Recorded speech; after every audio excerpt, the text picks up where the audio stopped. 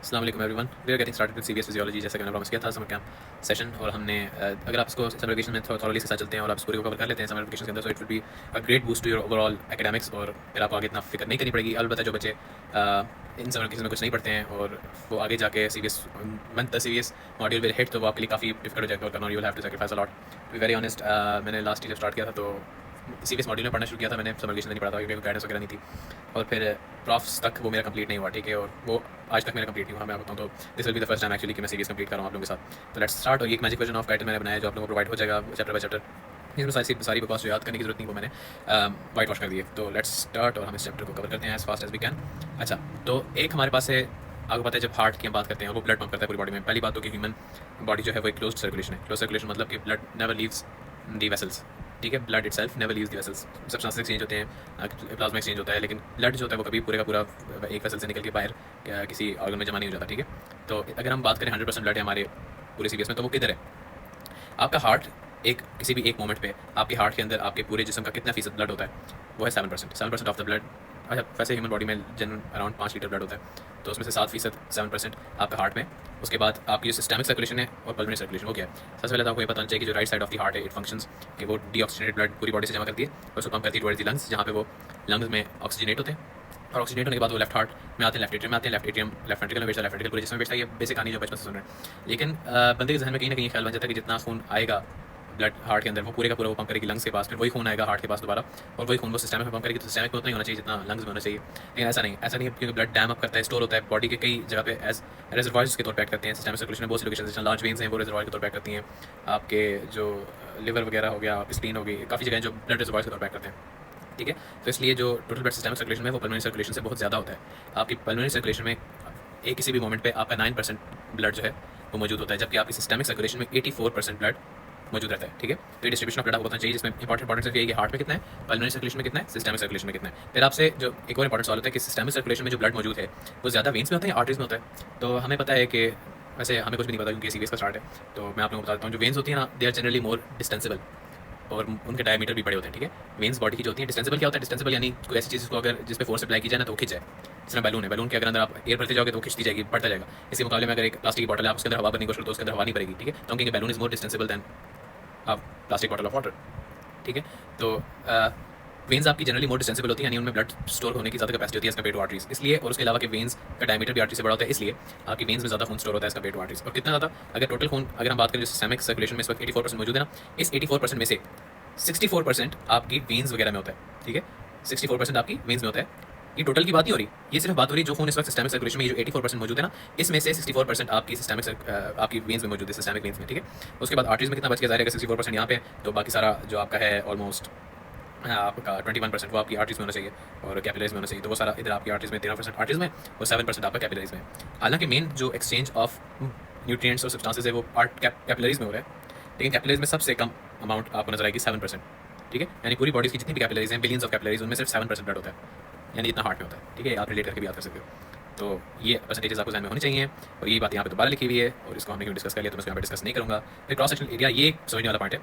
ये बंदा समझता है कि सबसे ज़्यादा क्रॉस सेक्शनल एरिया अगर मैं आपसे पूछता हूँ किन ब्लड वेसल्स का होगा, तो आपको कि एओर्टा होंगी या वेना कैवास की होंगी, लेकिन यू वुड बी सरप्राइज्ड कि that is the wrong answer. क्योंकि मैंने आपसे पूछा किन ब्लड वेसल्स का होगा, ना कि किस ब्लड वेसल का होगा। किन ब्लड वेसल्स की जब बात आती है तो मैं कैटेगरी पूछ रहा हूँ, और वो कैटेगरी जिसके सबसे ज़्यादा क्रॉस सेक्शनल एरिया होता है वो कैपिलरीज है। तो आप पूछेंगे कैसे? क्योंकि कैपिलरीज तो लाइक उनका तो मिलीमीटर में होना चाहिए, मिलीमीटर से भी कम उनका डायमीटर होना चाहिए, और वो इतनी छोटी होती हैं, ठीक है।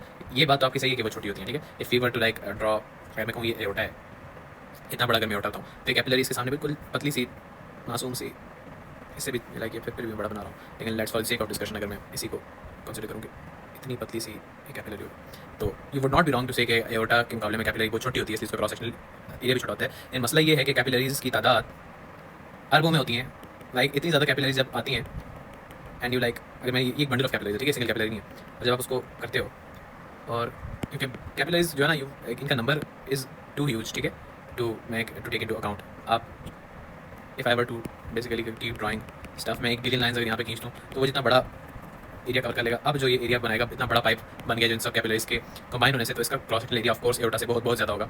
तो यही बात यहाँ पे भी है कि एओर्टा का क्रॉस सेक्शनल एरिया यहाँ पे दिया हुआ है कि 2.5 सेंटीमीटर स्क्वायर है, क्योंकि एओर्टा तो सिर्फ एक ही है ना। लेकिन कैपिलरीज का बेशक इस एओर्टा के मुकाबले बहुत छोटा, लेकिन कैपिलरीज की तादाद इतनी ज़्यादा है बॉडी में, इतनी ज़्यादा कैपिलरीज हैं, हज़ारों लाखों अरबों कैपिलरीज हैं कि उनको जब आप कंबाइन करके उनका क्रॉस सेक्शनल एरिया रहते हैं तो 2500 centimeter square, that is about 1000 times more cross sectional area as compare to aorta. तो that is pretty surprising at least to me. तो बाकी आप देख लें स्मॉल आर्टरीज का इतना है, आर्टरीज का इतना है, वेन्यूल्स का इतना है, और बाकी सबका खैर ख्याल। इसमें एक और जो चीज़ नोट करने वाली, एक तो आपने देख लिया कि एओर्टा का क्रॉस सेक्शनल एरिया कैपिलरीज के कंबाइंड क्रॉस सेक्शनल एरिया से छोटा है। लेकिन अब आप एक और चीज़ देखेंगे, सबसे बड़ी आर्टरी होती है एओर्टा और सबसे बड़ी वेन होती है हमारे पास वेना कैवा। तो सबसे बड़ी आर्टरी का अगर क्रॉस सेक्शनल डायमीटर देखा जाए तो वो 2.5 सेंटीमीटर स्क्वायर है, जबकि सबसे बड़ी वेन का डायस जो आपके पास क्रॉस सेक्शनल एरिया वो 8 सेंटीमीटर स्क्वायर है। तो आपको नजर आया कि वेन का क्रॉस सेक्शनल एरिया ज़्यादा है। तो ये बात मैंने आपको पहले बताई थी कि वेन जो है उनके डायमीटर्स बड़े होते हैं, और ये बात आगे लिखी हुई भी है कि लिखी हुई थी, मैंने वाइट वॉश कर दी। तो जो वेन्स होती हैं उनका अपनी कंपेरेटिव, जिस तरह दो टक्कर की सबसे बड़ी वेन और सबसे बड़ी आर्टरी को कंपेयर करें तो एक वेन का क्रॉस सेक्शनल एरिया 4 टाइम्स बड़ा होता है अपनी टक्कर की आर्टरी से, ठीक है। अच्छा, उसके बाद आ जाता है आपकी velocity of flow. Velocity of flow जो है आपका है कि किस स्पीड से एक चीज़ मूव करती है, वेलोसिटी तो वही रहेगी, ठीक है। तो अब आप जब डिस्कशन करेंगे तो आपको अंदाज़ा होगा, if we take a pipe की बात कीजिए तो पाइप जहाँ पे बड़ा होता है वहाँ पे स्पीड ज़्यादा होती है, यहाँ पे जहाँ पे पाइप की कंस्ट्रक्शन होती है वहाँ पे स्पीड ज़्यादा होती है। कभी आपने पाइप के आगे हाथ रख के उसको स्क्वीज़ करके देखा तो ज़ाहिर है जब आप स्क्वीज़ करते हैं वो ज़्यादा स्पीड से निकलता है, और जब वो स्क्वीज़ नहीं होता तो वो आराम से फ्लो करता है। तो जहाँ पे क्रॉस सेक्शनल एरिया बड़ा होगा वहाँ पे स्पीड कम होगी, और जहाँ पे क्रॉस सेक्शनल एरिया छोटा होगा तो वहाँ पे स्पीड ज़्यादा होगी। अभी हमने बात की कि क्रॉस सेक्शनल एरिया किसका ज़्यादा था, एओर्टा का या कैपिलरीज, कंबाइंड कैपिलरीज का। हमने देखा था cross sectional area combined capillaries से ज़्यादा है, इसलिए वेलोसिटी भी जो कंबाइंड कैपिलरीज का क्रॉस सेक्शनल एरिया ज़्यादा है तो वेलोसिटी वहाँ पे कम होगी, ठीक है। और एओर्टा में क्योंकि आपका क्रॉस सेक्शनल एरिया जो है वो छोटा है इसलिए वहाँ पे वेलोसिटी ज़्यादा होगी। ये बात यहाँ पे लिखी हुई है कि आपकी जो एओर्टा है वहाँ पे आपकी वेलोसिटी है 33 सेंटीमीटर पर सेकंड, जबकि कैपिलरीज में आपकी जो स्पीड है वो से 1000 गुना कम है, 0.3 मिलीमीटर पर सेकंड। कहाँ 0.3 मिलीमीटर पर सेकंड, कहाँ 33 सेंटीमीटर पर सेकंड। तो अच्छा, उसके बाद ये सारी बात लिखी हुई है और नीचे उन्होंने थोड़ी सी और बकवास लिखी हुई है कि जो ब्लड है वो कैपिलरीज में कितनी देर तक रहता है, जब एक ड्यूरिंग नॉर्मल सर्कुलेशन तो वो 1 to 3 सेकंड्स रहता है, और उसी टाइम में सारी जो डिफ्यूजन वगैरह होनी होती है वो हो जाती है। खैर, अब हम आ जाते हैं एक और कॉन्सेप्ट पे कि प्रेशर्स का क्या हिसाब है। आप देखें ये आपकी डायग्राम में आपको बेसिकली ब्लड के प्रेशर्स दिखा रही है in different time and different areas of circulation. तो आपकी जो लेफ्ट एट्रियम से शुरू करें तो लेफ्ट एट्रियम में ये आपका जो नज़र आ रहा है आपको पल्सेटाइल प्रेशर, तो प्रेशर यहाँ पे ऑलमोस्ट 0 मिलीमीटर्स ऑफ मर्करी के बराबर है, ठीक है। तो अच्छा, ब्लड प्रेशर्स की आगे डेफिनेशन भी है, तो पहले हमें वो डेफिनेशन कर लेनी चाहिए I guess. I don't know why they do things like this के वो पहले प्रेशर बताया जाता है। ब्लड प्रेशर होता क्या है सबसे पहले, यानी अक्सर स्टूडेंट्स सब कुछ पढ़ के हैं, सर्कुलेशन रेगुलेशन सब कुछ पढ़ के हैं, कॉम्प्लेक्स चीज़ बताएं, फिर टीचर पूछता है व्हाट इज ब्लड प्रेशर, और आपका वहाँ पे हवाएं छूट जाती है, मैंने तो ये तो पढ़ा ही नहीं कि ब्लड प्रेशर होता क्या है। यानी आपको पता होता है कुछ ना कुछ क्या होता है, आपको एक्जैक्ट वर्ड्स नहीं पता होते। तो एक्जैक्ट डेफिनेशन क्या है, blood pressure means the force exerted by the blood against any unit area of the vessel wall. तो ये ब्लड प्रेशर होगा, और वो फोर्स अगेंस्ट यूनिट एरिया, आपको पता है कि प्रेशर क्या होता है, फोर्स पर यूनिट एरिया। अब ब्लड प्रेशर क्या होता है, force exerted by blood per unit area of vessel wall, ठीक है। तो अगर आपको कहा जाता है कि 100 मिलीमीटर ऑफ मर्करी प्रेशर है, ये क्या, अब देखो आपको मैं आपको बताऊँ ना, अगर if there is a container, अगर मैं फॉर एग्जांपल एक सिरिंज ले लूँ, if I were to draw syringe,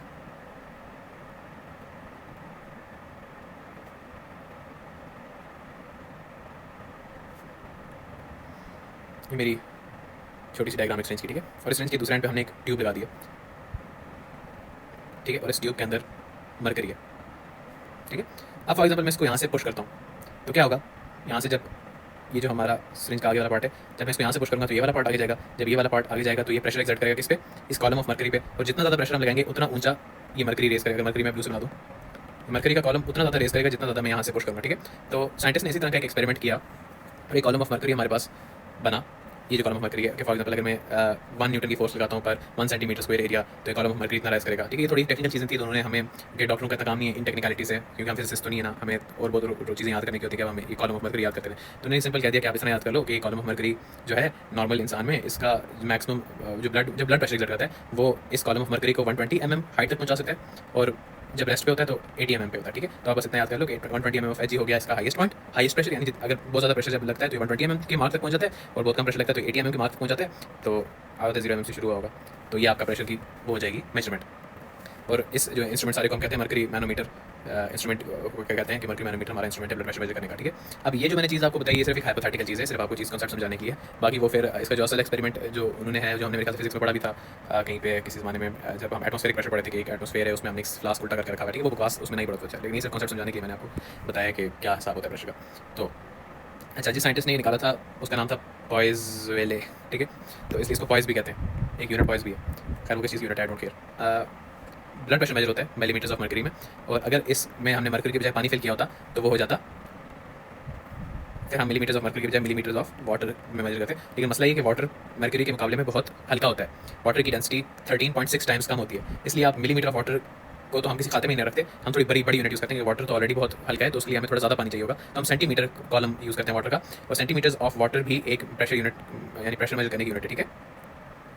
अच्छा, यहाँ पर नहीं एक वो दी हुई कि 1 मिलीमीटर ऑफ मर्करी का जो प्रेशर होता है वो 1.36 सेंटीमीटर ऑफ वाटर के प्रेशर के बराबर होता है, क्योंकि जो आपकी वाटर की जो मर्करी की स्पेसिफिक ग्रेविटी है वो 13.6 टाइम्स ज़्यादा है as compare to that of water. यहाँ किसी तरह का आ जाए तो 13.6 टाइम्स ज़्यादा भारी है mercury as compare to water, ठीक है। और ये सारी बातें ब्लड प्रेशर की लिखी हैं और बस में तो कुछ खास है नहीं। और अभी हम प्रेशर की बात ही कर रहे थे। हाँ, तो ये ब्लड प्रेशर का तो आपको अंदाजा हो गया। अब क्या है कि लेफ्ट एट्रियम के अंदर आपका जो ब्लड है वो उधर प्रेशर होता है ऑलमोस्ट 0 मिलीमीटर ऑफ एच, ठीक है। हार्ट के अंदर आपका प्रेशर 0 मिलीमीटर ऑफ एच होता है जब ब्लड दाखिल होता है हार्ट में। यहाँ पे भी जब राइट एट्रियम में भी आपका ब्लड मोड़ के आता है ना, तो उसका प्रेशर ये अराउंड कोई 7-8 mm इस तरह कुछ होता है, ठीक है। 7-8 मिलीमीटर ऑफ मर्करी इस तरह कुछ होता है। तो ये सारी चीज़ें आपने ध्यान रखनी है ताकि आपको अंदाज़ा हो कि क्या हिसाब है प्रेशर का। अब इस चीज़ की क्या सिग्निफिकेंस है कि everything moves from a high pressure zone, from a high pressure zone to low pressure zone, ठीक है। ये तो हमें पता है if no external forces applied, तो सब चीज़ें हाई प्रेशर जोन से लो प्रेशर जोन की जाती हैं। तो आपके एओर्टा में सबसे आपके लेफ्ट वेंट्रिकल जब उसको पंप करते हैं तो आपके एओर्टा में सबसे ज़्यादा हाई प्रेशर होता है। फिर उसके बाद जो आर्टरीज आती हैं उनमें कम होते जाता है, वेन्स में कम होते जाता है, आर्टरीज में कम होते जाता है, कैपिलरीज में और कम, वेन्स में और कम, और वापस जब राइट एट्रियम आता है तो और कम प्रेशर हो जाता है, ठीक है। तो सबसे ज़्यादा प्रेशर कहाँ पे होगा? आपके एओर्टा में। एओर्टा में सबसे ज़्यादा प्रेशर क्यों होता है? क्योंकि वहाँ पे तो वेंट्रिकल जब पंप करता है तो वो प्रेशर को ऊपर ले जाता है ना, वो प्रेशर को एकदम से 0 से 120 पे ले जाता है, ठीक है। 120 पे जब वो ले गया उसके बाद एओर्टा में वो प्रेशर मेंटेन किस तरह होता है वो हम आगे डिस्कस करेंगे। लेकिन 120 के प्रेशर तक आपका लेफ्ट वेंट्रिकल जब कॉन्ट्रैक्ट करके हार्ट जब ये वाला आपका चेंबर जो है कॉन्ट्रैक्ट करता है और इसके ऊपर फोर्स लगाता है ब्लड के ऊपर, फिर उस ब्लड में फिर वो ब्लड ये फोर्स आगे ट्रांसमिट करता है और वॉल्स पे प्रेशर एक्सर्ट करता है, ठीक है। तो ये बेसिकली ब्लड प्रेशर कॉन्सेप्ट है। और फिर जब ये ब्लड इन वॉल्स को धक्का देकर आगे वाले ब्लड को धक्का देता है, इसमें ब्लड आगे पहुंचता जाता है और प्रेशर कम होता जाता है और ब्लड अपना रास्ता तय करता जाता है। तो बेसिकली अगर प्रेशर डिस्कस किया जाए सिस्टमिक सर्कुलेशन में क्या हिसाब होता है कि जब वो टर्मिनेशन ऑफ सुपीरियर रिफियर वेना केवा जब राइट एट्रियम में एम्प्टी करते हैं ना, तो वहाँ पे तो प्रेशर होता है ऑलमोस्ट 0 मिलीमीटर ऑफ मर्करी, ठीक है। जब वो बिल्कुल एंड पहुंच जाता है ना, वहाँ पे उसका 0 मिलीमीटर ऑफ मर्करी हो जाता है, ठीक है। और फिर आपकी जो सिस्टमिक कैपिलरीज है वहाँ पे प्रेशर कितना होता है? सिस्टमिक कैपिलरीज का आपको याद करने की जरूरत है कि कैपिलरीज के 2 एंड होते हैं, एक होता है उसका आर्टेरियल एंड, एक होता है उसका वीनस एंड। जिसका आर्टेरियल एंड है वहाँ पे उसका प्रेशर होता है 35 mm ऑफ एच हो सकता है, और जो वीनस एंड है वहाँ पे उसका 10 mm ऑफ एच हो जाता है, ठीक है। तो इसका एवरेज अगर निकाला जाए 35 और 10 का, तो आपका 17 mm ऑफ एच बनता है। ये सारी चीज़ें वैल्यूज हैं जो याद करने की कि कैपिलरीज के आर्टेरियल एंड पे कितना प्रेशर है, वीनस एंड पे कितना प्रेशर है, ठीक है। उसके बाद आपकी सम कैपिलरीज जो है जैसे ग्लोमेरुलर कैपिलरीज है वहाँ पे हम प्रेशर थोड़ा एक्सेप्शनली हाई रखते हैं कुछ मॉडिफिकेशन करके। क्यों करते हैं? क्योंकि वहाँ से हमने चीज़ें फिल्टर करनी होती है। सारी जितना ज़्यादा प्रेशर होगा उतना ज़्यादा अब ये भी आगे कॉन्सेप्ट है जो आप आगे पढ़ेंगे कि प्रेशर जो हाइड्रोस्टेटिक प्रेशर इनसाइड जो ब्लड प्रेशर होता है ना, कैपिलरी के अंदर जो ब्लड प्रेशर होता है वो चीज़ों को बाहर की तरफ फेंकने की कोशिश करता है। तो जितना प्रेशर ज़्यादा होगा उतनी ज़्यादा फिल्ट्रेशन होगी। अच्छा, फिर आपके पास आगे चीज़ें आ जाती हैं कि पल्मोनरी आर्टरीज की बात की जाए तो वहाँ पे ऑल्दो ब्लड है, अब जब आपका राइट एट्रियम आपका यहाँ पे राइट एट्रियम जब पंप करता है इन वाली आर्टरीज में ब्लड, तो यहाँ पे भी प्रेशर बनता है, लेकिन उतना नहीं बनता जितना लेफ्ट वाली साइड ऑफ हार्ट एओर्टा में पंप करती है तो बनता है। ये कॉन्सेप्ट अभी हम आगे जाके पढ़ेंगे कि जो हमारा राइट पार्ट ऑफ हार्ट है ना, वो बेसिकली क्योंकि उसका काम सिर्फ लंग्स तक ब्लड पहुँचाना है, फिर लंग्स से वापस ब्लड आएगा हार्ट में, और मेजर काम जो पूरी बॉडी में ब्लड पहुँचाने का है वो लेफ्ट साइड ऑफ हार्ट का, ठीक है। तो लेफ्ट साइड ऑफ हार्ट की वॉल्स भी ज़्यादा मस्कुलर होती हैं और क्योंकि उसका काम ज़्यादा है और तो वो ज़्यादा स्ट्रॉन्गली कॉन्ट्रैक्ट करता है, ज़्यादा फोर्स एक्सर्ट करता है, इसलिए प्रेशर भी ज़्यादा वो हाई बिल्ड करता है। एओर्टा में 120 mm ऑफ एच तक का प्रेशर वो बिल्ड कर देता है। जबकि आपकी जो राइट साइड ऑफ हार्ट उसमें क्योंकि सिर्फ लंग्स में ब्लड पहुँचाना, right side of the ventricle जो उसकी वॉल भी पतली होती है, तो वहाँ पे जो प्रेशर पल्मोनरी सर्कुलेशन में बनते हैं वो उस लेवल के नहीं होते हैं जो लेफ्ट हार्ट में सिस्टमिक सर्कुलेशन में बनते हैं। अलबत्ता होते हैं वो भी पल्सेटाइल है। पल्सेटाइल क्या होता है वो मैं आपको बाद में बताऊंगा, लेकिन वैसे जनरली आप प्रेशर की डिफरेंस देख लें कि जो पल्मोनरी आर्टरी में सिस्टोलिक प्रेशर बनता है जब राइट वेंट्रिकल कॉन्ट्रैक्ट करके आपके पल्मोनरी ट्रंक में ब्लड भेजता है, तो मैक्सिमम प्रेशर जो वहाँ पे बनता है ना वो 25 मिलीमीटर ऑफ एच है। अब कहाँ 25 और कहाँ 120 का प्रेशर जो बन रहा था एओर्टा में, और जब वो डायस्टोलिक प्रेशर में आता है तो 8 mm ऑफ एच। अब सिस्टोलिक और डायस्टोलिक प्रेशर क्या होता है,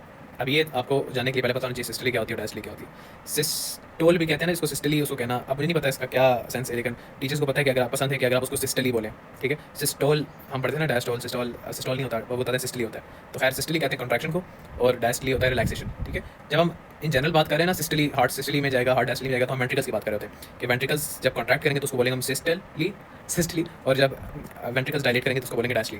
तो बेसिकली इनकी कॉन्ट्रैक्शन और रिलैक्सेशन से हमने बाकी सारी चीज़ों को कह दिया कि आप जब भी कॉन्ट्रैक्ट कर रहे हैं उस वक्त जो प्रेशर होगा उसको हम बोलेंगे सिस्टोलिक प्रेशर, क्योंकि सिस्टली मींस कॉन्ट्रैक्शन, तो सिस्टोलिक मींस कॉन्ट्रैक्शन के वक्त प्रेशर, और ऑफ कोर्स जब कॉन्ट्रैक्शन करें तो प्रेशर ज़्यादा होता है। तो डायस्टली क्या होता है? डायस्टली रिलैक्सेशन, जब वेंट्रिकल रिलैक्स कर रहा है तब क्या होता है, तब ये हमने पढ़ा था फर्स्ट या सेकंड में कि वॉल्स बंद हो जाते हैं और जो ब्लड है वो इनके अंदर जमा हो जाता है। उस वक्त क्या है कि ब्लड पे कोई एक्सटर्नल फोर्स तो नहीं लग रही, लेकिन ब्लड ने जब एकदम से ब्लड को पीछे से इसने धक्का दिया था और इसने पूरी दीवारों पे जोर लगाया था, तो दीवारें क्यों क्या होता है ना, जब आप रबर बैंड को स्ट्रेच करते हो क्या होता है, रबर बैंड को स्ट्रेच किया वो आपने फोर्स लगाई, अब जब आप उसको छोड़ोगे तो रबर बैंड वहाँ बैठा तो नहीं रहेगा, रबर बैंड वापस अपनी ओरिजिनल हालत में आके आप वापस फोर्स लगाता है। तो डायस्टली वो फोर्स है जो elastic recoil of the vessels की वजह से ब्लड पे लगती है और फिर ब्लड वो प्रेशर एक्सर्ट करता है वॉल्स पे, ठीक है।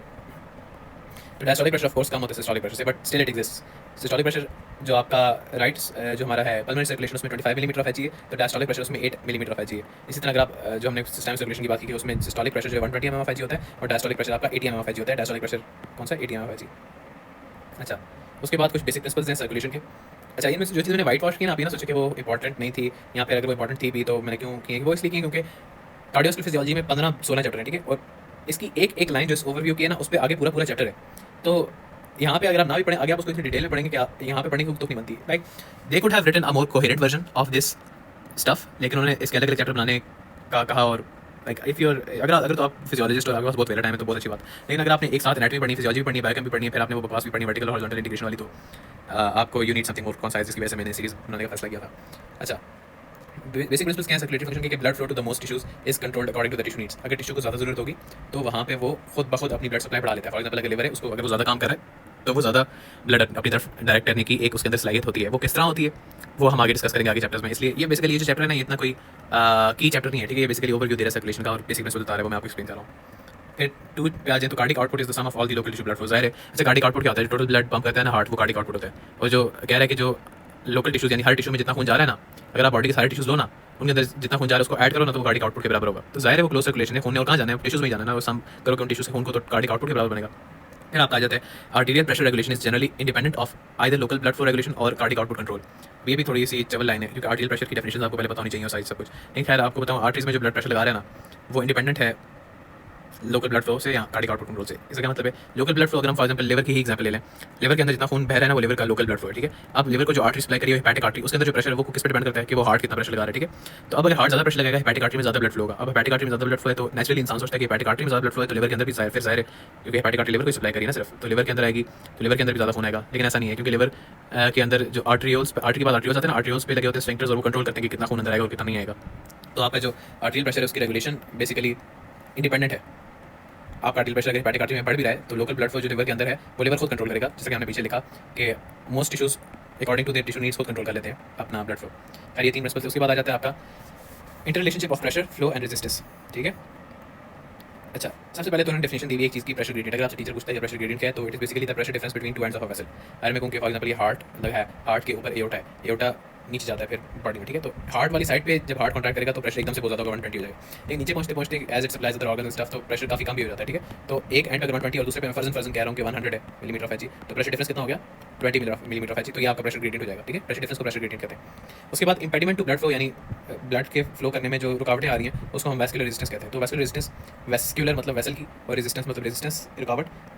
अगर आपसे डेफिनेशन पूछता है आपने बताना है इंपेडिमेंट टू ब्लड फ्लो, ठीक है। और ये आपका बेसिकली रेजिस्टेंस हो जाएगा। ये हमने बात कर ली प्रेशर की और हमने बात कर ली रेजिस्टेंस की। अब फ्लो क्या है? फ्लो की आगे डेफिनेशन भी आती है। Blood flow is basically the quantity of blood that passes through a given point in circulation in a given period of time. अगर एक पॉइंट पे ले लेता हूं ब्लड का और यहाँ से 100 ml ऑफ ब्लड गुजरा है, तो आप 100 ml को फ्लो हरगिज़ नहीं कहोगे, क्योंकि इसमें आपको टाइम स्पेसिफाई करना जरूरी है। आप कहोगे 100 ml गुजरा है, फॉर एग्जाम्पल 100 ml गुजरा है 1 मिनट में, तो आप लोगोगे 100 ml पर 60 सेकंड्स, ठीक है। 100 ml पर 60 सेकंड पर 1 मिनट, उसका हो जाएगा फ्लो, ठीक है। फ्लो में टाइम बताना जरूरी है और क्वांटिटी बताना भी जरूरी है। It is the quantity of blood that passes in a given time, ठीक है। उसके बाद आपका ये आपका फ्लो गया। ऑर्डिनरीली इसकी यूनिट्स दी हुई कि मिलीलीटर्स पर मिनट में या फिर लीटर्स पर मिनट में हम इसको एक्सप्रेस करते हैं, और बाकी मिलीलीटर्स पर सेकंड में भी इसको एक्सप्रेस किया जा सकता है, और जो भी है, ठीक है। In an adult person the total circulation, आपका टोटल ब्लड फ्लो कितना होता है? 5000 ml पर मिनट। यानी अगर आप, मैं एओर्टा ले लेता हूँ, फॉर एग्जाम्पल एओर्टा ले लेता हूँ, एओर्टा लेना भी कह लो इतना नहीं होगा। आपकी दो क्योंकि मेजर डिस्ट्रीब्यूशन है ना, एक आपकी पल्मोनरी ट्रंक, जैसे फॉर एग्जाम्पल मैं आपको हार्ट दिखाऊँ दोबारा, तो हार्ट की एक लेफ्ट साइड और एक राइट साइड, एक राइट साइड पंप करिए इनटू द पल्मोनरी ट्रंक और एक लेफ्ट साइड है जो आपकी पंप करिए इनटू द एओर्टा। तो अगर एओर्टा के अंदर जितना फ्लो है और पल्मोनरी ट्रंक के अंदर जितना फ्लो है, उन दोनों को मैं कंबाइन करूँ तो वो हमारा टोटल ब्लड फ्लो हो जाएगा ना, जितना एक वक्त पे हार्ट बाहर निकाल रहा है अपने, टोटल ब्लड फ्लो। और यही ब्लड फ्लो फिर क्योंकि बॉडी में होना है तो ब्लड बॉडी का भी टोटल ब्लड फ्लो इतना ही होगा, क्योंकि एक होना जाएगा ना। तो हम कह सकते हैं कि जो टोटल ब्लड फ्लो है पूरी बॉडी का, वो हार्ट के कार्डियक आउटपुट, यानी हार्ट जितना पंप कर रहा है बाहर की तरफ ब्लड, वही टोटल ब्लड फ्लो होगा पूरी बॉडी में। जाहिर है कहीं और से तो ब्लड आ नहीं रहा, तो वो कितना होता है? 5000 ml पर मिनट। ये चीज़ आपने याद रखनी है कि ये यूनिट नहीं, ये वैल्यू 5000 ml पर मिनट की, ये वैल्यू आपकी कार्डिक आउटपुट की वैल्यू है और total blood flow in the body की वैल्यू, ठीक है। अच्छा, हमारा टॉपिक था कि इंटर रिलेशनशिप क्या है फ्लो का, रेजिस्टेंस का और प्रेशर का। तो ये समझाने के लिए वो ले आए हैं ओम्स लॉ। अब यहाँ पे ढेर सारी डिस्कशन हुई थी ओम्स लॉ पे, जो बिल्कुल बेमानी किस्म की थी, तो मैंने उसको रेज कर दिया। सबसे पहले तो आपको ओम्स लॉ में आपको रिवाइज करवा दूँ कि होता क्या है। ओम्स लॉ आपका बेसिकली बताता है V is equal to I R. थोड़ा सा इसको मैं याद कराऊंगा क्योंकि बहुत पहले पढ़ा है बहुत से लोगों ने। आई जो है वो करंट को डिनोट करता है, आर रेजिस्टेंस को। अब अगर आपको याद हो तो वोल्टेज बेसिकली वो फोर्स होती है, ये आपका ओम्स लॉ है। बेसिकली ये बताता है कि आपकी वोल्टेज करंट और रेजिस्टेंस का आपस में क्या ताल्लुक है कि वोल्टेज, अगर रेजिस्टेंस कांस्टेंट है तो वोल्टेज और करंट आपस में डायरेक्टली रिलेटेड है। फिर अगर आपका, इसको हम दूसरी सूरत में ले जा सकते हैं कि अगर करंट को देख लें सिर्फ, current is equal to V over resistance. फिर अगर आप वोल्टेज को कांस्टेंट कर दें, आप इसको कांस्टेंट कर देंगे तो फिर आपकी करंट जो है वो इन्वर्सली प्रोपोर्शनल हो जाएगा, रेजिस्टेंस के, ठीक है, अगर वोल्टेज कांस्टेंट है।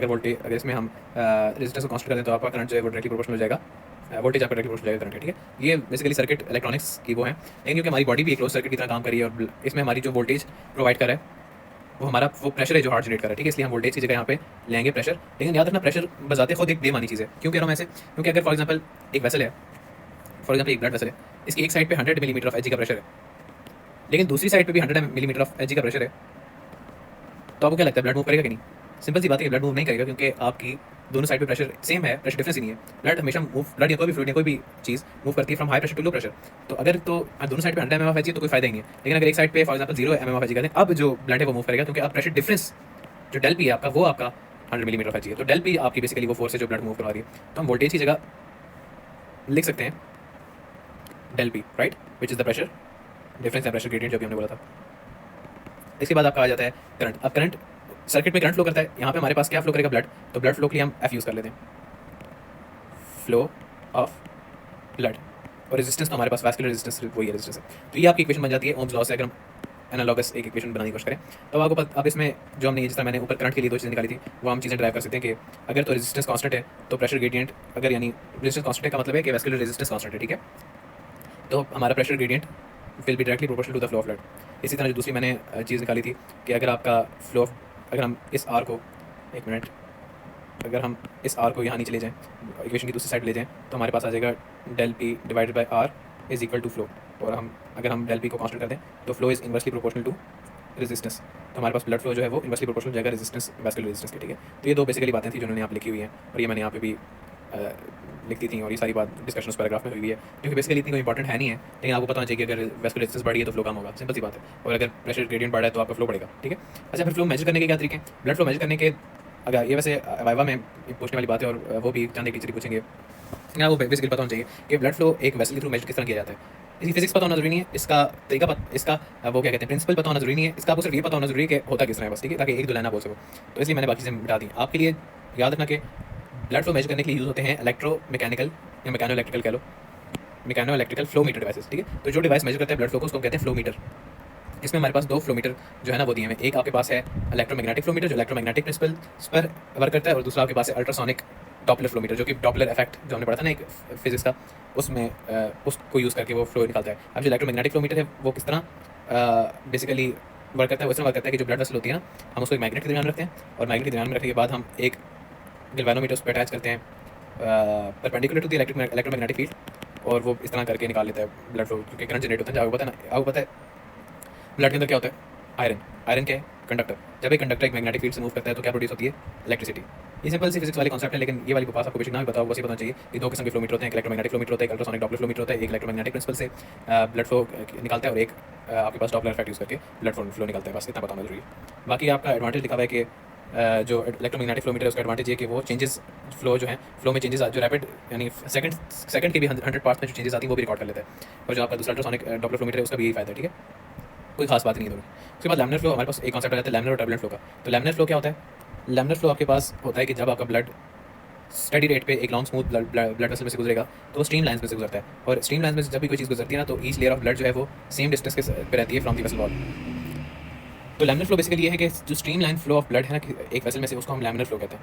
अब अगर आप laminar flow, stream line flow क्या होता है कि आपकी ब्लड लेयर्स में गुजरेगी, और ईच लेयर जो है वो एक दूसरे से बिल्कुल कोलाइड नहीं करेगी। अगर मैं आपको ये डायग्राम भी बनी हुई है कि यहाँ पे आप देख सकते हैं ब्लड लेयर्स में फ्लो कर रहा है, और जो लैमिनर फ्लो की उसमें ब्लड बिल्कुल मिक्स नहीं होता, एक each layer remains a certain distance. For example ये इतने डिस्टेंस पे है तो ये आगे भी इतनी डिस्टेंस पे रहेगी, अगर सेंट्रल वाली इतने डिस्टेंस पे है तो ये बाद में भी इतनी डिस्टेंस पे रहेगी। The distance from the vessel wall does not change and blow. तो इसकी डेफिनेशन जो लिखी हुई है वो यही है कि when blood flows at a steady rate through a long smooth blood vessel in stream lines, उसको हम कहते हैं लैमिनर फ्लो, और each layer of blood remains the same distance from the vessel wall, ठीक है। अब आपकी पैराबोलिक वेलोसिटी प्रोफाइल क्या होती है? पैराबोलिक वेलोसिटी प्रोफाइल ये होती है, सबसे पहले तो आपको पैराबोला पता होना चाहिए क्या होता है। पैराबोला इस शेप को कहते हैं, ये जो मैंने शेप को बनाई इसको पैराबोला कहते हैं। इस तरह कर लो, इस तरह कर लो, ठीक है, पैराबोला शेप होती है। अब जो आपकी पैराबोला शेप है ना, वेलोसिटी प्रोफाइल कहता है कि जब आप इसको फ्लो के दौरान नोटिस करते हैं ना, स्ट्रीमलाइन फ्लो को, नीचे वाला टर्बुलेंट इसको भी छोड़ें, तो स्ट्रीमलाइन फ्लो को जब नोटिस करते हैं तो उसकी जो वेलोसिटी प्रोफाइल है वो पैराबोलिक शेप की होती है। पैराबोलिक शेप के होने का क्या मतलब है कि it looks something like this. अब इस शेप का फ़ायदा क्या है? इस शेप का फ़ायदा ये है कि फ़ायदा तो नहीं कहते, इस शेप से ज़ाहिर क्या होता है? इस शेप से ज़ाहिर होता है कि जब ब्लड फ्लो करना शुरू करता है, जो उसकी सेंट्रल वाली रो है वो सबसे आगे चल रही है, यानी वो तेज़ चल रही है, जबकि जो दीवारों के करीब वाली लेयर्स हैं वो आहिस्ता चल रही हैं। अब इसकी वजह अगर हम गैस करने की कोशिश करें तो सिंपल सी बात जहन में आती है, सामने आ जाती है कि जो आपकी दीवार के साथ जो लेयर्स चल रही हैं, ज़ाहिर है दीवार के साथ फ्रिक्शन लगती है, तो वो फ्रिक्शन की वजह से आहिस्ता चल रही है। लेकिन जो बाकी लेयर्स हैं, ये वाली लेयर है, ये वाली लेयर है, ये उसके ऊपर स्लाइड कर रही है। तो स्लाइड करने की वजह से इनको कम फ्रिक्शन का सामना करना पड़ा है, और कम फ्रिक्शन की वजह से ये ज़्यादा तेज़ चल रही है। ठीक है, तो पैराबोलिक वेलोसिटी अगर आपसे पूछ लेते हैं कोई क्या है, तो आपने यही बताना कि वेलोसिटी ऑफ फ्लो जो है सेंटर पार्ट ऑफ वेसल में ग्रेट होती है as compare to outer edges, और इसके सेंटर में स्पीड की ज़्यादा होने को और आउटर एज में स्पीड की कम होने को हम कहते हैं parabolic profile for velocity of blood flow. ठीक है, अब इस पैराबोलिक प्रोफाइल का कॉज क्या है? कॉज का ये कि जो फ्लूइड मॉलिक्यूल दीवार के साथ हैं वो फ्रिक्शन उनको फेस करनी पड़ी है, एडहेयर वो कर रहे हैं वेसल वॉल के साथ, जबकि जो अगली लेयर है वो स्लिप कर रही है इनके ऊपर, थर्ड उनके सेकंड के ऊपर स्लिप कर रही है एंड सो ऑन। और क्योंकि many layers of slipping molecule exist करते हैं for the fluid in the middle of the vessel, तो वो प्रोग्रेसिवली मोर रैपिड चलता है। ठीक है, तो इसको हम कहते हैं पैराबोलिक, इसको हम कहते हैं वजह। ये बेसिकली वजह थी पैराबोलिक प्रोफाइल की। और पैराबोलिक प्रोफाइल क्या है कि जो सेंटर वाली जो जैसे जैसे आप फ्लूइड के सेंटर पे जाते हैं तो स्पीड ऑफ फ्लो ज़्यादा होती जाती है। इसके बाद आपकी एक चीज़ आ जाती है कि टर्बुलेंट फ्लो क्या होता है। टर्बुलेंट फ्लो इज़ बेसिकली जब रेट ऑफ ब्लड फ्लो बहुत ज़्यादा हो जाए तो आपका जो ब्लड का फ्लो है वो स्मूथ नहीं रहता। ठीक है, जब इसकी तीन कॉजेज यहाँ पे लिखी हुई कि एक तो जब रेट ऑफ ब्लड फ्लो ज़्यादा हो जाए, या फिर आपकी वैसे में कोई ऑब्स्ट्रक्शन आ जाए, टक्कर लग जाए, या फिर शार्प टर्न हो जाए, तभी वो आपका स्मूथ होना रहना शार्प टर्न हो गया, या फिर वो रफ सर्फेस के ऊपर से गुजरे, तो फ्लो आपका टर्बुलेंट हो जाता है। टर्बुलेंट का मतलब डिसऑर्डर। तो आपका टर्बुलेंट फ्लो की अगर डेफिनेशन पूछ ली जाए तो in turbulent flow blood flows crosswise, usually forming holes. से होल्स से प्रोनाउंस कर थोड़ी पहले होल्स, ये वो जो तूफान आ जाता है ना समंदर के अंदर, तो इस तरह करके घूमने वाली चीज़, इसको होल कहते हैं। और ये अक्सर वो टोर्नेडो में भी दिखाते हैं इस तरह करके। ठीक है, तो इसको होल कहते हैं। तो ये जो होल्स बनते हैं ना, इनको जब कोई चीज़ फ्लूइड की फ्लो की बात कर ली जाए, या फिर आप करंट की बात कर लें, या फिर आप मैग्नेटिक फील्ड की बात कर लें, जब ये उसमें बनते हैं ना तो हम उसको बोलते हैं एडी करंट्स। ठीक है, वो वर्ल्ड पूरी से टोर्नेडो में बनते हैं ना, तो उनकी सिमिलर होते हैं, और ये रिवर्स में बनते हैं। तो आपका टर्बुलेंट फ्लो में आपका जो ब्लड है ना वो क्रॉस वाइज ही गुजरता है ब्लड वेसल में, और अलॉन्ग वेसल भी गुजरता है। और इन जो आपके जो इसमें बन रहे हैं तूफान, या फिर कह लें जो क्रॉस वाइज फ्लो है, उसको बंदा कहता है टर्बुलेंट फ्लो। अगर मैं इसको ज़्यादा अच्छी तरह से एक्सप्लेन करूँ तो आप यहाँ से देख लें कि जब एक फॉर एग्जाम्पल किसी ऑब्स्ट्रक्शन की वजह से या स्पीड बहुत ज़्यादा होने की वजह से आपकी जो लेयर्स जा रही थी मॉलिक्यूल्स की वापस में कोलाइड करना शुरू करती, अब ये क्या क्रॉस वाइज फ्लो करेंगे, अब ये यहाँ से ये नीचे जाएगी, ये ऊपर आ रही है, ये डिसऑर्डर हो गया। ठीक है, तो इसको कहते हैं टर्बुलेंट फ्लो। तो the blood is flowing crosswise forming eddy currents, और ये खैर आगे एक्सप्लेनेशन में दिया है कि जब एडी करंट्स और ये सारा टर्बुलेंट फ्लो शुरू हो जाता है तो ब्लड की फ्लो को रेजिस्टेंस बहुत ज़्यादा बढ़ जाती है। ठीक है, ये आपका टर्बुलेंट फ्लो था। अब अगर हम बात करें कि टर्बुलेंट फ्लो की टेंडेंसी किस चीज़ पर डिपेंड करती है, तो टर्बुलेंट फ्लो की टेंडेंसी जो है वो एक हमारे पास नंबर होता है, उसको बोलते हैं रेनॉल्ड्स नंबर। अगर आपसे कोई पूछता है ना रेनॉल्ड्स नंबर क्या होता है, रेनॉल्ड्स नंबर बेसिकली एक मैथमेटिकल मेजर है of the tendency of turbulent flow to occur. ठीक है, तो वो किस चीज़ पर डिपेंड करता है, मैंने आपको अभी बताया कि वेलोसिटी अगर ज़्यादा होगी तो आपका टर्बुलेंट फ्लो होगा। उसके अलावा अगर वेलोसिटी को मिस कराया जाए, उसके अलावा कौन सी चीज़ें जो टर्बुलेंट फ्लो को बढ़ा सकती है? अगर तो वेसल का डायमीटर बहुत ज़्यादा बढ़ गया, यानी जो आपकी बड़ी वेसल्स हैं ना उनमें टर्बुलेंट फ्लो होने का चांस ज़्यादा है। ठीक है, बंदा उसको और भी करे तो जो आपका जितना एओर्टा है और इस तरह की बड़ी बड़ी वेसल्स हैं उसमें स्मूथ फ्लो तो नहीं, क्योंकि उसमें रास्ता ही इतना बड़ा है कि आपकी जो लेयर्स हैं स्ट्रीमलाइन में जो गुजरी थी उनका आपस में टकराने का चांस ज़्यादा है। तो एक बड़ी वेसल के अंदर टर्बुलेंट फ्लो का चांस ज़्यादा है, इसलिए डायमीटर जो है उसको हमने ऊपर रखा है। या तो ये तो एक अंडरस्टूड फैक्ट है कि जो चीज़ें ऊपर होती हैं वो डायरेक्ट प्रोपोर्शन में होती है, यानी वेलोसिटी जितनी बढ़ेगी आपका टर्बुलेंट फ्लो बढ़ेगा। रेनॉल्ड्स नंबर बढ़ेगा जो कि टेंडेंसी ऑफ टर्बुलेंट फ्लो को दिखाता है, तो टर्बुलेंट फ्लो बढ़ेगा। आपकी डेंसिटी बढ़ेगी तो आपका टर्बुलेंट फ्लो बढ़ेगा। ठीक है, अगर ब्लड बहुत ज़्यादा हैवी हो जाता है ना तो टर्बुलेंट फ्लो होने का चांस बढ़ जाता है।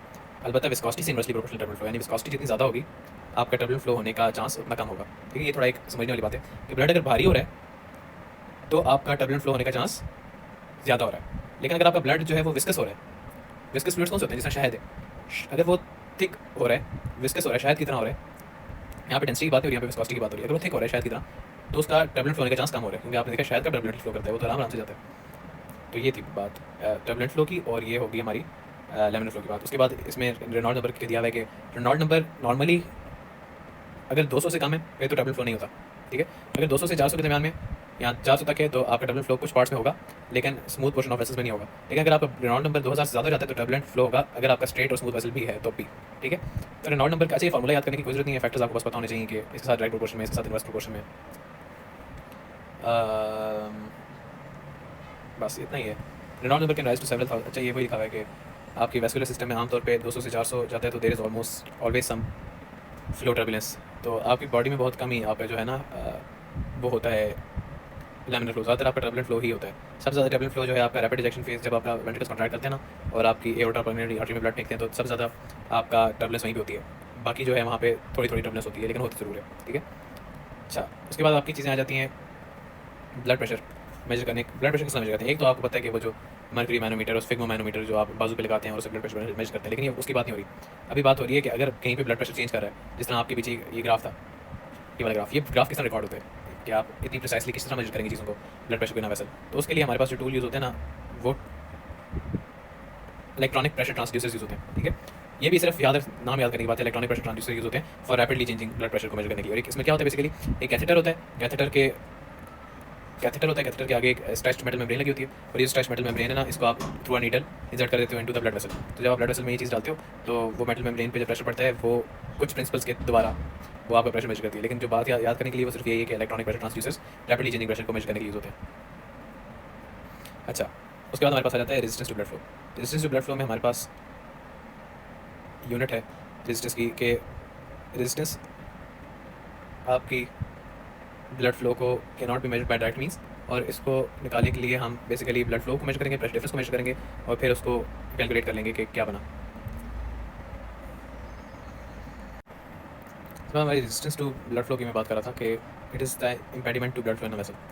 अच्छा, रेजिस्टेंस आपकी, ये मैंने पहले भी डिस्कस की थी कि क्या होती है, लेकिन इसका ये कि रेजिस्टेंस आप किसी तरीके से कैलकुलेट कर नहीं सकते, ठीक है। तो बेसिकली ब्लड फ्लो, जिस हमने बात की फ्लो, इलेक्ट्रोमैग्नेटिक फ्लो मीटर से इसका ब्लड फ्लो निकाला। प्रेशर डिफरेंस आप वो अभी जो हमने बात की पीछे इलेक्ट्रॉनिक ट्रांसड्यूसर से या फिर किसी भी तरह से आप मेजर करो प्रेशर 2 पॉइंट्स इन वेसल पे, और उसका प्रेशर डिफरेंस निकाल लो, और फिर आपको पता है वो जो फॉर्मूला है V is equal to Ohm's law वाला जो फॉर्मूला था, जो हमने निकाला था कि अगर वी की जगह हम डेल पी लिखते हैं is equal to flow multiply by resistance, तो आप आराम से निकाल सकते हो कि resistance is equal to del P divide by F, ठीक है। ये वाला फॉर्मूला आप आराम से आ सकता है। तो कहते हैं अगर प्रेशर डिफरेंस हो 1 मिलीमीटर ऑफ एच और फ्लो हो 1 मिलीलीटर पर सेकंड, इसे याद रखना कि इनकी यूनिट्स हैं, ठीक है। अगर आपका हमने डेल पी बाय एफ निकाला ना फॉर्मूला फॉर रेजिस्टेंस, तो अगर ये भी 1 हो, ये भी 1 हो, क्या 1 मिलीमीटर ऑफ एच का प्रेशर डिफरेंस और 1 मिलीलीटर पर सेकंड का फ्लो, तो आपके पास रेजिस्टेंस कहेंगे 1 रेफरल रेजिस्टेंस यूनिट के बराबर होगी, ठीक है। अब बॉडी में क्या है, बॉडी में आप नीचे लिखा हुआ है कि 100 मिलीलीटर पर सेकंड आपका फ्लो है, और आपका 100 मिलीमीटर ऑफ एच आपका systemic artery to systemic vein pressure difference है। तो अगर आप उसी del P by del F के फॉर्मूले में डालो, तो आपका 100 मिलीमीटर ऑफ एच का होगा प्रेशर डिफरेंस, और आपका फ्लो हो गया 100 मिलीलीटर पर सेकंड। तो आप जब इसको करोगे तो आपके पास 1 प्रेफरल रेजिस्टेंस यूनिट आ जाएगा, जो कि नॉर्मल ह्यूमन बॉडी की रेजिस्टेंस है, ठीक है। 1 प्रेफरल रेजिस्टेंस यूनिट। अगर आपसे कोई पूछ लेते हैं कि प्रेशर रेजिस्टेंस की सीजीएस यूनिट क्या है, तो बस ये रट लो, 9 सेकंड पर सेंटीमीटर 5। ये इसको एक्सप्लेन करने की कोई जरूरत नहीं है, ना समझने की कोई जरूरत है। Rate of blood flow through the entire circulatory system is equal to the blood pumping by the heart, या ज़्यादा हम बात कर चुके हैं। अच्छा, अगर आपकी बॉडी में सिवियर वेजो कंस्ट्रिक्शन हो जाए किसी भी वजह से, बॉडी की वेसल्स कंस्ट्रिक्ट कर जाए, तो आपकी प्रेफरल रेजिस्टेंस, अच्छा किन कंडीशन में आपकी बॉडी की वेसल्स कंस्ट्रिक्ट करती हैं, वो आगे हम बाकी चैप्टर्स में पढ़ेंगे। आपकी टोटल प्रेफरल रेजिस्टेंस जो है वो 4 प्रेफरल रेजिस्टेंस यूनिट तक बढ़ सकती है, ठीक है। नॉर्मल 1 होता है, 4 तक बढ़ सकती है, और अगर सिवियरली वेजो डायलेशन हो जाए आपकी बॉडी में तो 0.2 तक फॉल कर सकती है। ये values MCQ point of view से इंपॉर्टेंट है, आपको याद होनी चाहिए। उसके बाद आ जाती है जो आपकी पल्मोनरी सिस्टम है, वहाँ पे ऑल्दो आपका जो फ्लो कार्डिक आउटपुट आपने 100 ml पर सेकंड ही लेंगे, लेकिन वहाँ पे आपकी जो प्रेशर है ना, हमने पढ़ा था ना कि वहाँ पे जो प्रेशर्स हैं वो बहुत कम होते हैं as compare to systemic circulation. तो del P by del F के फॉर्मूले से अगर देखा जाए, तो डेल पी में आपके पास जो प्रेशर डिफरेंस आ जाएगा वो 14 मिलीमीटर ऑफ एच है। तो उसको डिवाइड करके निकालते हैं तो आपके पास 0.14 PRU, यानी वहाँ पे जो रेजिस्टेंस है, वैस्कुलर रेजिस्टेंस आपकी पल्मोनरी सर्कुलेशन में वो 0.14 प्रेफरल रेजिस्टेंस यूनिट है, जो कि बहुत कम है, ठीक है। अच्छा, कंडक्टेंस क्या होता है? कंडक्टेंस ऑपोजिट है रेजिस्टेंस का, और it is a measure of blood flow for a given pressure difference, ठीक है। रेजिस्टेंस का ऑपोजिट डिजायर है, जितना ब्लड फ्लो करेगा प्रेशर डिफरेंस के अप्लाई करने पे 2-3 कंडक्टेंस होगी। अच्छा, ये बहुत इंपॉर्टेंट एक फॉर्मूला है, conductance is directly proportional to the fourth power of diameter, ठीक है। कहते हैं कि जब आपकी स्मॉल वेसल है वो,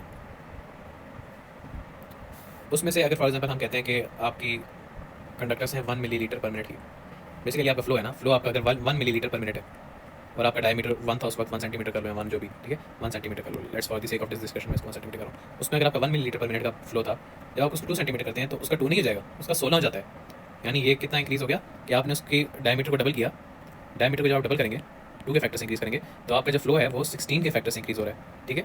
हमें पता है कि ज़ाहिर अगर मैं डायमीटर को डबल करूँगा तो आपकी जो कंडक्टेंस है वो दुगनी हो जाएगी, ठीक है। लेकिन आपका जो फ्लो है, जो आपका एक्चुअल ब्लड फ्लो कर रहा है, उसमें से वो 16 गुना बढ़ रहा है, यानी उस पर 4 पावर का इफेक्ट आ रहा है, ठीक है। इसकी वजह क्या है? क्यों कंडक्टेंस थोड़ी सी बढ़ाने से डायमीटर बहुत ज़्यादा, क्यों डायमीटर थोड़ा सा बढ़ाने से कंडक्टेंस बहुत ज़्यादा बढ़ जाती है?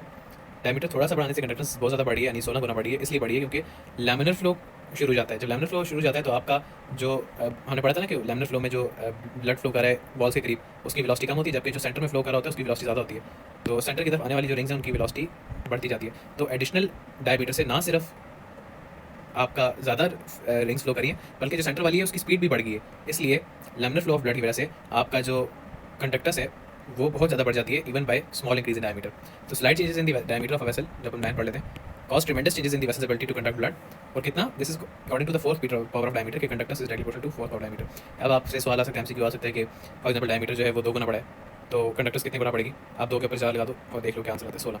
ठीक है, अब आपसे कोई पूछता है कि डायमीटर 4 गुना बड़ा है तो कंडक्टस कितने गुना बढ़ेगी, तो 4 के ऊपर 4 की पावर लगा लो, फिर 4 multiply by 4 multiply by 4 multiply by 4, इसका जो भी आंसर आएगा लाइक 16 मल्टीप्लाई बाय 16, जो भी आंसर आएगा वो उतना ज़्यादा पड़ेगा। ठीक है, तो ये आपका बेसिकली कॉन्सेप्ट था। अब पॉइसन्स लॉ क्या है?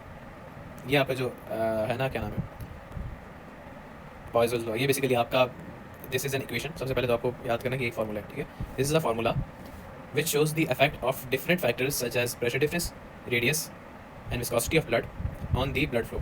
ठीक है, ये फार्मूला याद करने की कोई ज़रूरत नहीं है, आपको सिर्फ जो चीज़ याद रखनी है वो ये याद रखनी है कि पॉइसन्स लॉ होता क्या है। पॉइसन्स लॉ आपका बताता है effect of different factors on the blood flow. Blood flow क्या होता है? The amount of blood flowing through a point in the circulation per unit time. ठीक है, तो अब कौन कौन से फैक्टर्स हैं जिनका ब्लड फ्लो पे इफेक्ट होता है? अभी हमने पढ़ा डायमीटर, रेडियस। ठीक है, रेडियस, डायमीटर बेसिकली रेडियस का दुगना होता है, तो रेडियस हम लिखा इसमें। फिर हमने पढ़ा कि प्रेशर डिफरेंस जितना ज़्यादा होगा उतनी तेज़ फ्लो करेगा। फिर विस्कोसिटी का देख लो कि विस्कोसिटी जितनी ज़्यादा होगी तो फ्लो कम होगा। तो ये सारे इन सारे फैक्टर्स का इफेक्ट वो बताता है फ्लो पे, पॉइसन्स लॉ। और यहाँ से हमें एक और जो चीज़ पता चल रही है कि अगर बाकी सारे फैक्टर्स को कांस्टेंट कर दिया जाए तो flow is directly proportional to radius की पावर 4। यही बात है ना, तो हमने ऊपर भी पढ़ा था कि conductance is equal to diameter की पावर 4, यानी सेम ही बात है। कंडक्टेंस बढ़ी है डायमीटर की 4th पावर के लॉन्ग और फ्लो बढ़ा है रेडियस की 4th पावर के लॉन्ग, एक ही बात है। ठीक है, फिर आगे F is the rate of blood flow, pressure difference वगैरह वगैरह। उसके बाद आपका आ जाता है कि greatest role of all factors in determining the rate of blood flow through vessel कौन है? डायमीटर ऑफ ब्लड वेसल बताता है। ठीक है, इसमें आपका जो बात की गई है ना वो ये कि अगर आप बाकी सारे फैक्टर्स देख लो, प्रेशर डिफरेंस की पावर क्या है 1, विस्कोसिटी की पावर क्या है 1, लेंथ की पावर क्या है 1, लेकिन रेडियस की पावर क्या है 4। तो रेडियस की पावर 4 हो तो आपका रेट ऑफ ब्लड फ्लो जो है सबसे ज़्यादा डिपेंड किस पे कर रहा है? डायमीटर पे। अच्छा, फिर वही बात दोबारा लिखी हुई है कि इंपॉर्टेंस क्या है इसकी इंपॉर्टेंस ये है कि जो आपके आर्टेरियोल्स है ना उनमें तो वो अब आपको पता है आर्टेरियोल्स की वॉल मस्कुलर होती है, आर्टेरियोल्स की वॉल मस्कुलर होती है, तो वो अपना डायमीटर चेंज कर तो सकते हैं, लेकिन इतना ज़्यादा तो नहीं कर सकते ना कि बहुत बड़े जाएंगे, बहुत छोटे जाएंगे। छोटे छोटे उनमें उनके डायमीटर में डिफरेंस आता है उनके मसल के स्मूथ मसल के कॉन्टैक्ट करने से। लेकिन इस 4th पावर लॉ की सिग्निफिकेंस ये है कि थोड़ा सा भी उनका जब डायमीटर चेंज होता है ना तो प्रेशर को वो बहुत ज़्यादा आल्टर कर देते हैं। वो प्रेशर कह रहा हूँ फ्लो को, ब्लड फ्लो को आल्टर कर देते हैं। फॉर एग्जाम्पल अगर उसका डायमीटर चेंज होता है आपकी 16 माइक्रोमीटर से, अगर वो कम होकर 8 माइक्रोमीटर पे आ जाता है तो उसने अपना डायमीटर कितना चेंज किया? 2 गुना कम कर लिया ना। लेकिन उसका फ्लो हमने पढ़ा 4th पावर लॉ के मुताबिक उसका फ्लो 16 गुना कम हो जाएगा उसके थ्रू ब्लड फ्लो। तो इसी तरह वो कह रहा है कि ब्लड फ्लो जो है 4 फोल्ड अगर इंक्रीज होता है उसका डायमीटर तो वो अपना फ्लो जो है 256 गुना बढ़ा सकता था। तो यानी थोड़े से डायमीटर चेंज होने की वजह से वो अपनी ब्लड फ्लो को बहुत ज़्यादा बढ़ा सकता है। इसके बाद जो हमारा एक और इंपॉर्टेंट कॉन्सेप्ट है वो है resistance to blood flow in series and parallel circuits. ठीक है, आपको पता है कि सीरीज़ में ब्लड फ्लो का फॉर्मूला क्या होता है और पैरेलल में क्या होता है रेजिस्टेंस का फॉर्मूला। ये हमने पढ़े थे, if you remember in like किस क्लास में थे यार, 10th में थे आई गेस, कि सीरीज़ में रेजिस्टेंस ऐड अप हो जाती है। अगर आप रेजिस्टेंस लगाएंगे तो ऐड हो जाएगी। ठीक है, और जो टोटल रेजिस्टेंस होगी आपकी वो बेसिकली इन सबसे बड़ी होगी। ठीक है, लेकिन अगर आप पैरेलल में देखें तो फार्मूला कुछ इस तरह हो जाता है, ये टोटल रेजिस्टेंस, और टोटल रेजिस्टेंस जो आती है वो सबसे छोटी होती है। ठीक है, तो कहने का मकसद ये है कि जो चीज़ें सीरीज़ में लगी होंगी अगर वो ज़्यादा होंगी तो रेजिस्टेंस बढ़ेगी, जिस तरह आर्टरीज वगैरह सब कुछ सीरीज़ में लगा होता है। लेकिन अगर आप at the same time notice करें कि जब ब्रांचिंग होती है तो पैरेलल सर्किट्स बनते हैं। जिस तरह अगर एओर्टा के ब्रांच करता है वो राइट सबक्लीवियन वेन और फिर लेफ्ट सबक्लीवियन वेन देता है जो फिर आपकी बाजू को सप्लाई करी है और मुख्तलिफ स्ट्रक्चर को सप्लाई करी है, फिर एंड में जाके बाजू को सप्लाई करी है। तो इसका मतलब ये है कि आपकी रेजिस्टेंस उससे कम हो रही है, वैस्कुलेशन कम हो रही है, क्योंकि वो पैरेलल में अटैच है ना आपकी बाजू वाली जो वेसल्स हैं। तो ये थोड़ी पैराडॉक्सिकल सी बात है कि ज़्यादा ब्लड वेसल्स को अगर ब्रांचिंग तरीके से ऐड किया जाए इन द सर्किट तो वो टोटल वेस्कुलर रेजिस्टेंस को कम करते हैं। Cause each parallel vessel provides another pathway और conductors for the blood flow.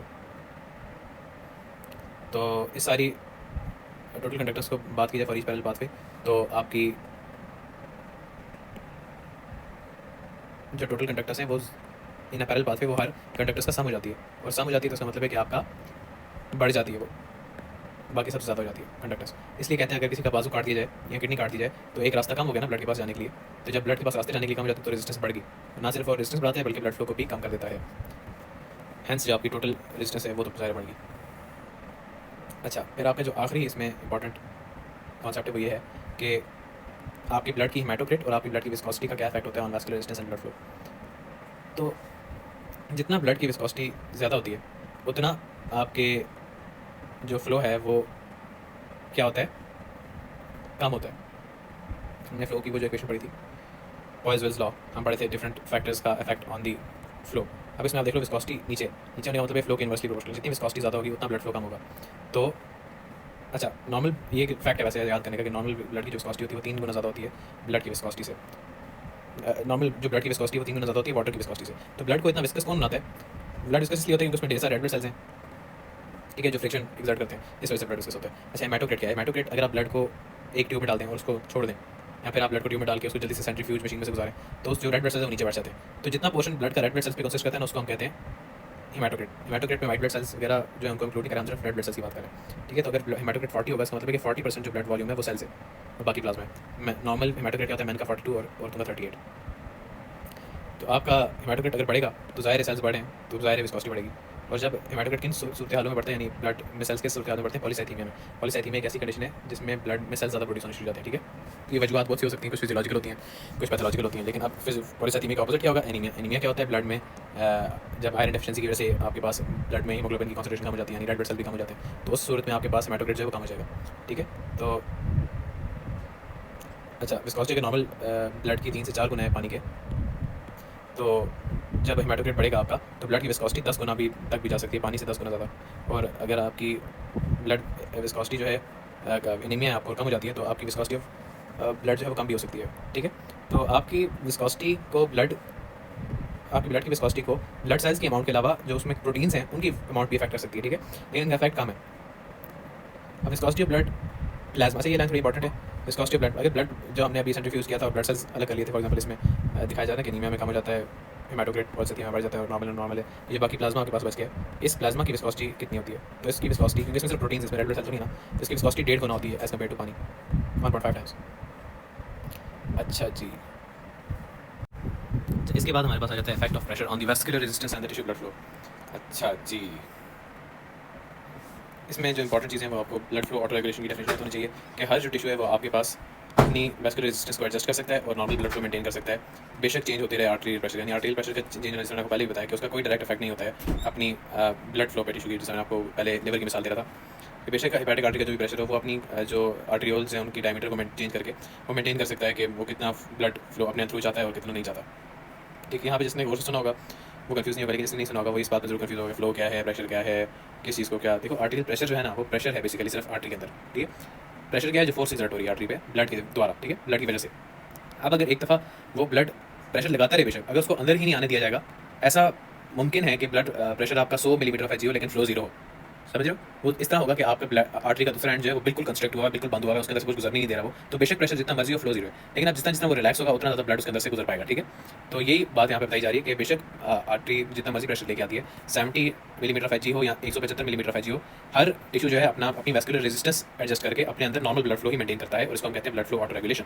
अच्छा, वो किस तरह करता है? फॉर एग्जाम्पल अभी इन्होंने आगे बताया है कि आपकी ब्लड फ्लो को सिंपैथेटिक स्टिमुलेशन जो ब्लड वेसल कंस्ट्रक्ट करती है उससे भी चेंज हो सकती है। ज़ाहिर जब सिंपैथेटिक स्टिमुलेशन ज़्यादा होगी आपका ब्लड फ्लो कंस्ट्रक्ट हो जाएंगे तो आपका ब्लड फ्लो क्या होगा? कम हो जाएगा, ब्लड वेसल कंस्ट्रक्ट कर जाएंगी, ब्लड फ्लो कम हो जाएगा। इसी तरह अगर आपका हार्मोन्स हैं जो वेजो कंस्ट्रक्शन करें, नॉरएपिनेफ्रिन वगैरह, वो भी आपके ब्लड फ्लो को रिड्यूस कर सकते हैं, ठीक है। लेकिन वही बात है कि अगर फॉर एग्जांपल एक वाइड स्प्रेड रिलीज होता है इन हार्मोन्स का, नॉरएपिनेफ्रिन और एंजियोटेंसिन 2, ये वो हैं जो लोकली एक्ट करने के बजाय ये मुख्तलिफ एरियाज में जाकर एक्ट करते हैं। लेकिन कुछ अगर फॉर एग्जांपल लेवल को लगता है कि ये लोग ज़्यादा बदमाशी करें, नॉरएपिनेफ्रिन और इन्होंने बिल्कुल ब्लड फ्लो कम कर दिया, तो वो कुछ ऐसे लोकल हार्मोन्स प्रोड्यूस करते हैं जो लोकली एक्ट करते हैं, उसके ब्लड फ्लो को दोबारा बहाल कर लेते हैं, तो ये भी ऑटो रेगुलेशन में आएगा, ठीक है। तो the reason for relative constancy of blood flow is that each tissues auto regulatory mechanisms eventually override. ये मैं बात कर रहा था, ओके, इवेंचुअली ओवरराइड यानी टिश्यू को देखता है अगर तो बाहर से जो एडजस्टमेंट हो रही है वो ठीक है मेरे लिए, तो वो उसको रहने देता है, वरना उसको ओवरराइड करने का उसको पूरा इख्तियार है, क्योंकि वो लोकल वेजो कंस्ट्रक्टर्स भी प्रोड्यूस कर सकते हैं, लोकल वेजो डायलेटर्स भी प्रोड्यूस कर सकते हैं। अच्छा, वेजो कंस्ट्रक्टर कोई भी ऐसा केमिकल होता है जो वेसल को कंस्ट्रक्ट करता है और वेजो डायलेटर कोई भी ऐसा केमिकल जो वेसल को डायलेट कराएगा। अच्छा, प्रेशर जब एक क्रिटिकल लेवल से नीचे हो जाता है तो आपकी ब्लड फ्लो सीज जाता है। अच्छा, जाहिर है आपको कुछ ना कुछ प्रेशर तो चाहिए ना ब्लड फ्लो के वेसल के अंदर से ब्लड फ्लो कराने के लिए, ठीक है। वो प्रेशर के जिस पे ब्लड फ्लो कंप्लीटली रुक जाए, यानी आप प्रेशर इतना कम करो कि पहले तो ब्लड फ्लो ऐसा होता गया, फिर एक लेवल है कि ब्लड फ्लो कंप्लीटली जीरो हो गया, तो वो लेवल जिस पे ब्लड फ्लो कंप्लीटली जीरो जाता है ना उसको हम बोलते हैं क्रिटिकल क्लोजिंग प्रेशर, और ये एक डेफिनेशन जो आपको पता होनी चाहिए थी। अच्छा, इसके बाद क्या है? Strong sympathetic stimulation in the vessel, ये वही बात लिखी हुई है कि वो कंस्ट्रक्ट करता है तो डिक्रीज करता है ब्लड फ्लो को। अच्छा, फिर वेस्कुलर वॉल टेंशन क्या है? अच्छा, वैसे तो लॉ ऑफ लैप्लेस अब आपको एक पता होना चाहिए। लॉ ऑफ लैप्लेस लिखा हुआ तो नहीं, यहाँ पे जिक्र है सिर्फ उसका, इस वजह से मैंने ऊपर इसको डाला है कि लॉ ऑफ लैप्लेस कहते हैं टेंशन किसी वॉल ऑफ कंटेनर। टेंशन क्या है? टेंशन का आपको पता होना चाहिए, tension is basically stretch force on the wall of a container is known as tension. ठीक है, ये एक रिएक्शन फोर्स है जो आ जाए, अगर आप किसी वॉल पे कोई फोर्स लगाओगे ना, इलास्टिक वॉल पे फोर्स लगाओगे तो वो स्ट्रेच होगी। फिर स्ट्रेच होने के बाद वो रिकॉल करने की कोशिश करेगी, जो उस पर रिएक्शन फोर्स के अंदर जनरेट होती है उसको टेंशन कहते हैं। अच्छा, जो ब्लड वेसल के अंदर जो टेंशन जनरेट होती है वो किस पे डिपेंड करेगी? एक तो वो डिपेंड करेगी प्रेशर पे, ठीक है, उसके अलावा वो डिपेंड करेगी आपकी रेडियस पे कि ब्लड वेसल बड़ा है कि छोटा है। कुछ लोग सोचते हैं कि अगर एक एओर्टा है और एक छोटी वेसल है, अगर मैं दोनों पे बराबर प्रेशर लगाऊं तो टेंशन किस में ज़्यादा होगी? ये एक सवाल है। अगर मैं दोनों एओर्टा है और आपके पास छोटा सा कैपिलरी है, दोनों पे मैं इक्वल अमाउंट ऑफ प्रेशर लगाऊं तो किस में ज़्यादा टेंशन जनरेट होगी? नॉर्मली तो दिमाग में आता है कि एओर्टा बहुत बड़ा है, उसको कोई फर्क नहीं पड़ेगा, उसमें कम टेंशन जनरेट होगी, और कैपिलरी क्योंकि छोटी सी है तो उसमें ज़्यादा टेंशन जनरेट होगी। लेकिन लॉ ऑफ लैप्लेस जो है वो यही चीज़ बताने के लिए कि ऐसा नहीं होता। जो छोटी कैपिलरी है उसमें थोड़ा सा प्रेशर लगाने से टेंशन ज़्यादा जनरेट नहीं होती, बल्कि ऑपोजिट होता है। जो छोटी कैपिलरी है वो ज़्यादा प्रेशर जनरेट बर्दाश्त कर सकती है विदाउट इंक्रीज इन टेंशन, जबकि एओर्टा जैसी बड़ी वेसल को जब आप थोड़ा भी प्रेशर लगाओगे तो उसमें बहुत ज़्यादा टेंशन जनरेट हो जाएगी। इसलिए कहते हैं कि जो लार्जर ब्लड वेसल्स है ना, उनकी वॉल्स को भी ज़्यादा थिक होना पड़ता है ताकि वो इस टेंशन को सस्टेन भी कर सकें। लेकिन थोड़ी सी पैराडॉक्सिकल सी और थोड़ी सी अजीब सी बात है कि जो बड़ी वेसल्स हैं उनमें थोड़ा प्रेशर लगाने से भी ज़्यादा टेंशन जनरेट होती है, जबकि जो छोटी वेसल्स हैं उन पर ज़्यादा प्रेशर लगाने से भी थोड़ी टेंशन जनरेट होती है। ठीक है, तो ये बात लॉ ऑफ लैप्लेस कहता है, जो कि tension in the wall of a container बहुत पे डिपेंड करती है, प्रेशर पे भी डिपेंड करती है और रेडियस पे भी डिपेंड करती है। ठीक है, फिर आपके पास वैस्कुलर शेयर स्ट्रेस आ जाता है आखिरी। इसका मैंने सब कुछ बता दिया क्योंकि इसकी सिर्फ डेफिनेशन इज इंपॉर्टेंट है। तो जैसे ही ब्लड फ्लो होता है तो एक फ्रिक्शन फोर्स लगाता है एंडोथेलियल सेल्स पे, और ये जो फ्रिक्शन फोर्स लगती है एंडोथेलियल सेल्स पे इन अ वेसल, इसको कहते हैं शेयर स्ट्रेस। ये बस इतनी कोई इंपॉर्टेंट बात नहीं है। फ्रिक्शन फोर्स जो जनरेट होती है ब्लड की फ्लो होने की वजह से उसको हम शेयर स्ट्रेस कहते हैं। तो ये डेफिनेशन थी छोटी सी।